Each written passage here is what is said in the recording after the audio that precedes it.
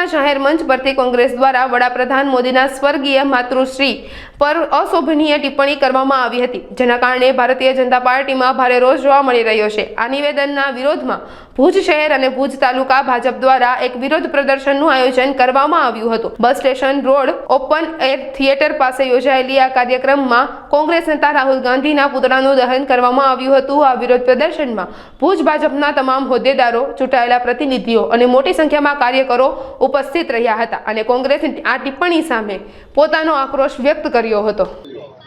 કોંગ્રેસ દ્વારા પોતાની નીચલી માનસિકતા બિહારના જાહેર મંચ ઉપરથી જ્યારે માનનીય વડાપ્રધાન નરેન્દ્ર મોદી સાહેબ અને એમની માતાશ્રી માટે અભદ્ર ટિપ્પણી થાય ત્યારે આ દેશ ક્યારે એને માફ નહીં કરે।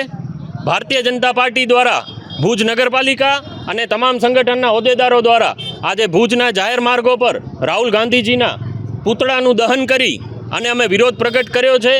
આવી અભદ્ર ટિપ્પણી ભવિષ્યમાં ન થાય અને આ જે ટિપ્પણી કરી છે એને ક્યારે દેશ અને યુવાનો માફ નહીં કરે। હું આપના માધ્યમથી સર્વે લોકોને દર્શાવવા માંગુ છું કે નરેન્દ્ર મોદી આપણા દેશના વડાપ્રધાન છે, કોઈ પાર્ટીના વડાપ્રધાન નથી। જ્યારે વિદેશની ધરતી હોય કે બિહાર જેવો મંચ હોય ત્યાં જાહેર મંચ ઉપરથી અગર જો કોંગ્રેસ અથવા કોઈ પણ પાર્ટી દ્વારા આવું અપમાનિત ટિપ્પણી કરવામાં આવશે તો એને ક્યારે પણ ભૂલી નહીં શકાય, ક્યારે માફ નહીં કરી શકાય।